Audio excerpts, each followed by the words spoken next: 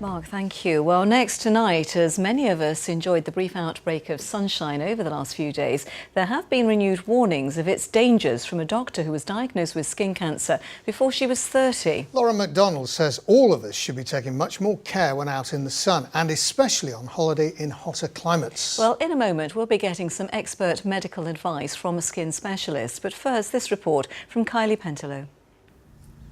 Lauren never thought it would happen to her. As a doctor, when she was diagnosed with skin cancer, she knew the prognosis wasn't good. With my knowledge, kind of my medical knowledge, I was absolutely petrified, and I really did think I was probably going to be dead within about 6 months. She spotted a lump on her knee at the age of 29, and from there, things moved very quickly. I'm stage 4, which there's no stage 5 in kind of cancer terminology. So it means that the cancer, which was initially on my knee, has spread all the way up to my chest here. And although it's not kind of in internal organs as such at the moment, the worry is that obviously it's had the ability to spread all the way through my body. So it might well crop up at some point in kind of my liver, lungs, or maybe my brain. I was careful in the sun. Of course, I did go on kind of sunny holidays, and unfortunately there were cases where I did burn. But I think back then, you know, this is talking kind of 15, 20 years, I was putting the suntan lotion on, but it was kind of factor 20, and at the time that was considered a high factor. But now it's, you know, factor 50 is really what you need, and that's what I'm using now all the time. But as many of us jet off for our 2 weeks in the sun, are these holidaymakers in Benidorm concerned about the risks? Oh, you should put sun cream on quite regular. For kids, obviously 50, 30. I try and use a higher factor as possible. Obviously I don't apply it enough because I'm still burnt. I guess, especially from the UK, it's just mad. We're mad to get out here and change colour and just get as many rays as we can. I definitely spent plenty of time kind of on the beaches with my suntan lotion on, but just never ever thought, oh, you know, I'm putting my life at risk really by being here and being so kind of unaware of the sun's strength really.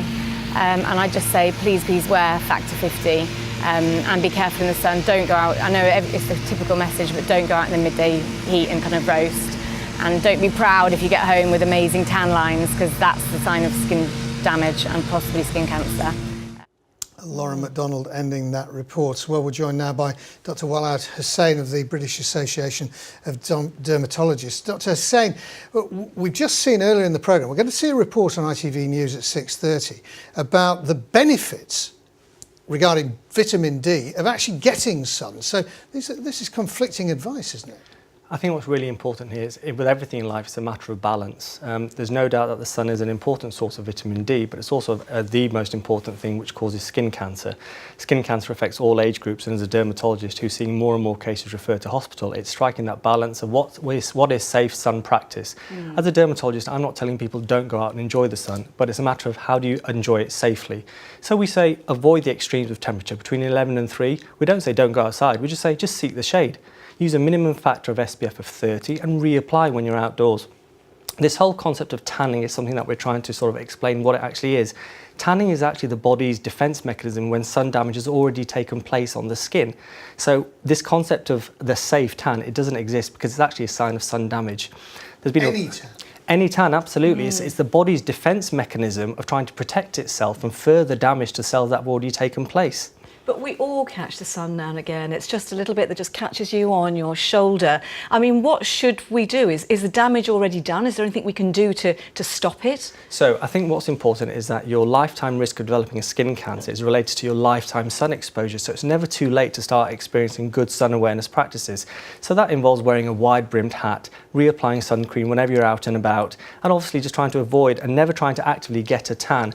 The report out today, as you mentioned, about vitamin D, I actually welcome that, because I've heard so many of my patients say, well, I need the sun for vitamin D, and actually the report today says that you can take it in a tablet form, and I think that I welcome that, and certainly as part of the British Association of Dermatologists, we're trying to encourage safe sun awareness while encouraging the vitamin D that people need. Very briefly, presumably, early detection is absolutely vital. Absolutely. I mean, early detection is the key to cure when it comes to skin cancer.